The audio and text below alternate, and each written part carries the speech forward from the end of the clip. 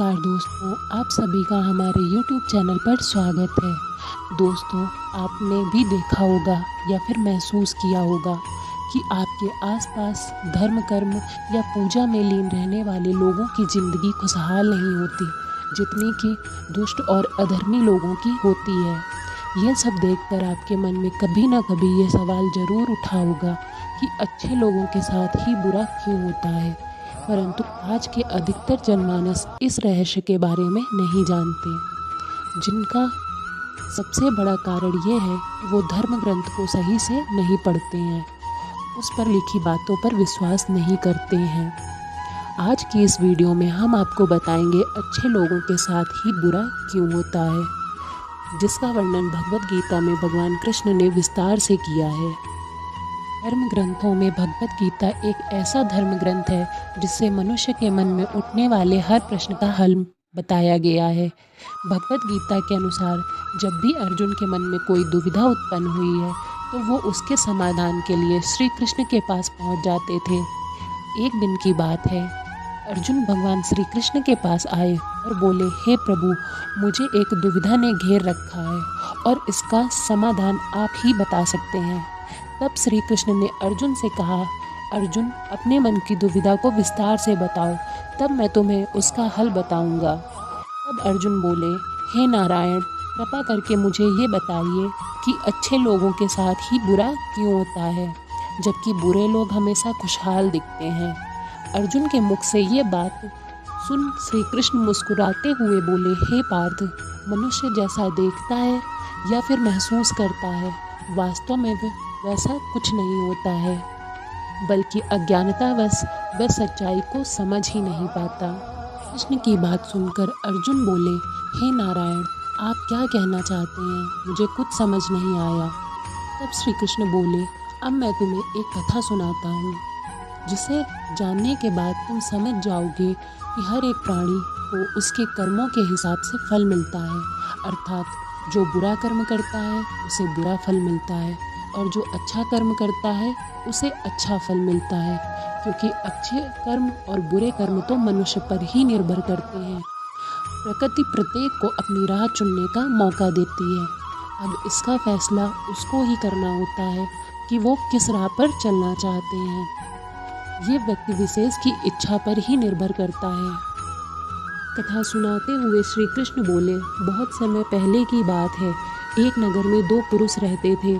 उनमें से एक पुरुष व्यापारी था, जिसके लिए अपने जीवन में धर्म कर्म नीति की बहुत महत्वता थी, जो पूजा पाठ और भगवान पर बहुत विश्वास करता था।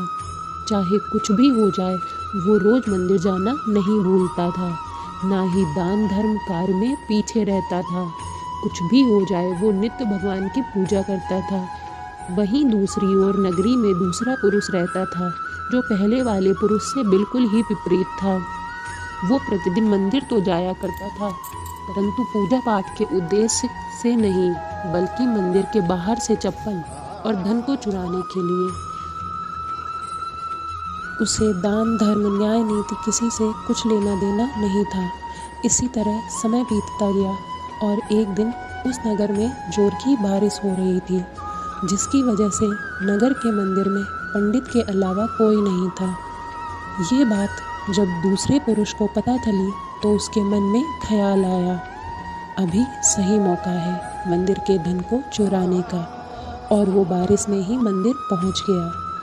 मंदिर पहुंचकर उस बुरे व्यक्ति ने पंडित से नज़र से बच बचाकर मंदिर में मौजूद सारे धन को और जेवरात को चुरा लिया और बड़ी प्रसन्नता से वहां से निकल आया।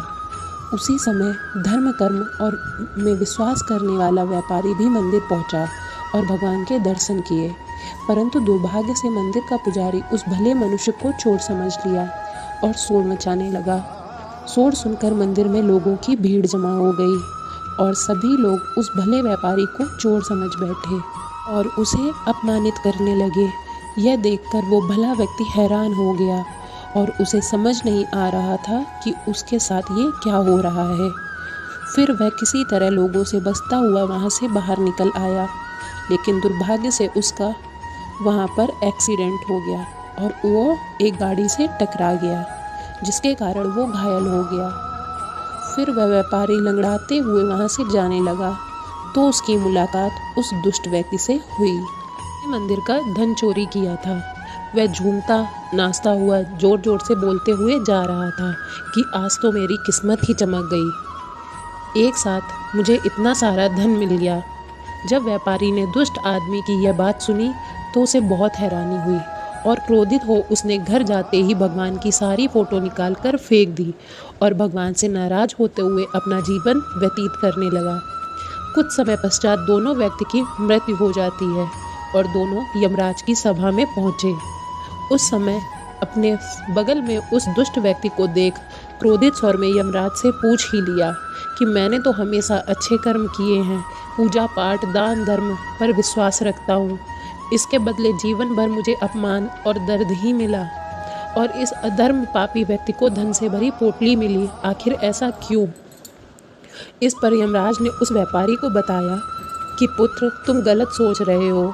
जिस दिन तुम्हें गाड़ी से टक्कर लगी थी वास्तव में उस दिन तुम्हारे जीवन का वो आखिरी दिन था, परंतु तुम्हारे द्वारा किए गए अच्छे कारण तुम्हारी मृत्यु एक छोटी सी चोट में परिवर्तित हो गई। और इस दुष्ट व्यक्ति के बारे में जानना चाहते हो तो पुत्र, दरअसल इसके भाग्य में राजयोग था जो कि इसके अधर्म के कारण एक छोटी सी पोटली में धन के रूप में परिवर्तित हो गया।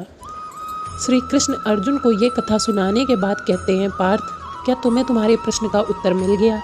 ऐसा सोचना कि भगवान लोगों को अच्छे कर्म को नज़रअंदाज कर रहे हैं, ये बिल्कुल ही सत्य नहीं है। भगवान हमें क्या किस रूप में दे रहे हैं ये मनुष्य की समझ में नहीं आता, लेकिन आप अच्छे कर्म करते रहो तो भगवान की कृपा आप पर सदा ही बनी रहेगी। ऐसी ही रोचक जानकारियाँ और अच्छी अच्छी कहानियों के लिए देखते रहिए हमारा YouTube चैनल।